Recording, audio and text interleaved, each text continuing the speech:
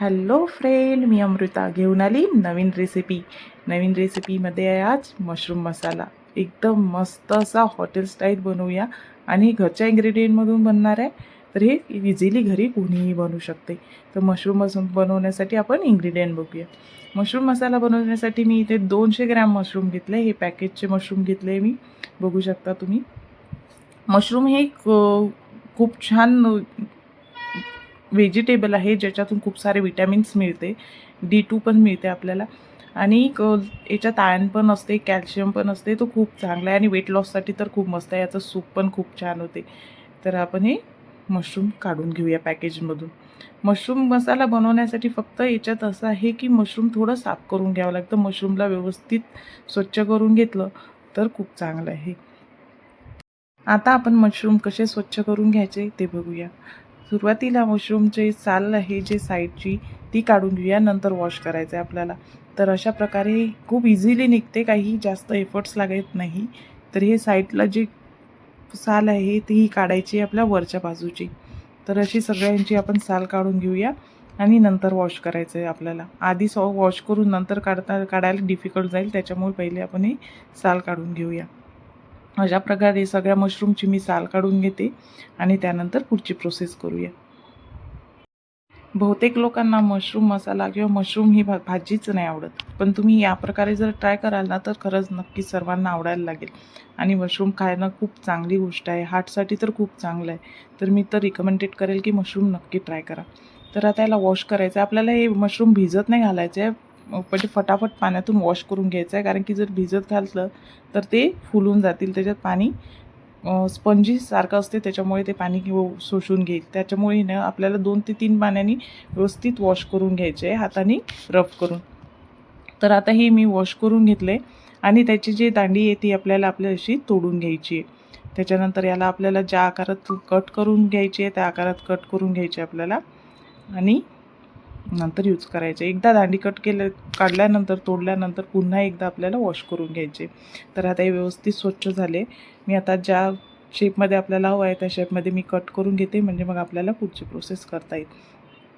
Mushroom मसाला हे बनवणं खूप इझी आहे.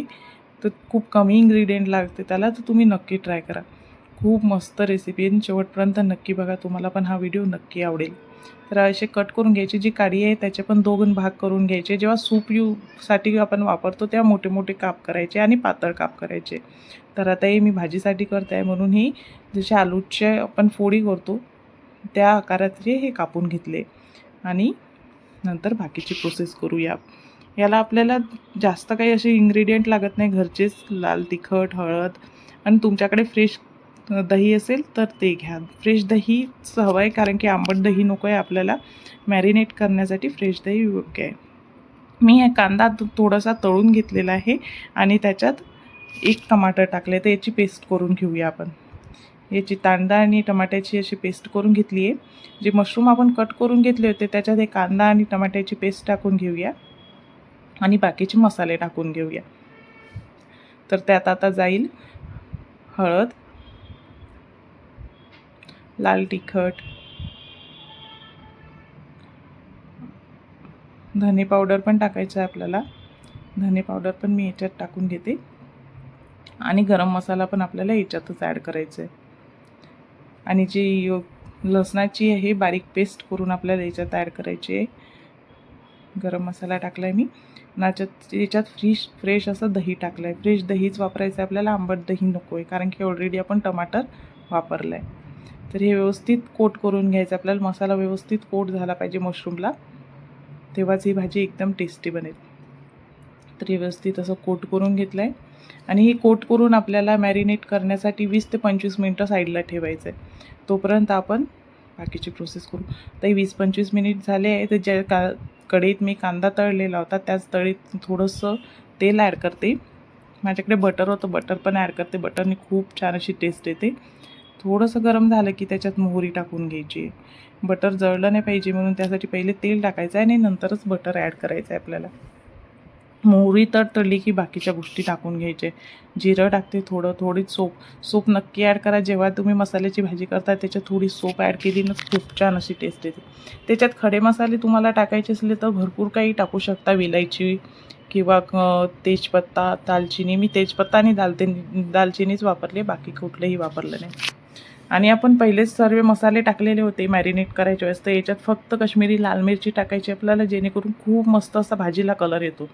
आणि मी जेव्हा मॅरिनेट करायला ठेवलं होतं त्याच्यातच मी थोडीशी कसुरी मेथी ॲड केली. कसुरी मेथीने खूप छान असा अरोमा येतो, नक्की ॲड करा. आता याला मी जे आपण लाल तिखट टाकलेलं होतं त्याच्यानंतर हे मशरूम त्याच्यात ॲड केले आणि व्यवस्थित परतून घेतलं आणि थोडंसं मीठ, चवीनुसार मीठ ॲड करून घेतलं आहे.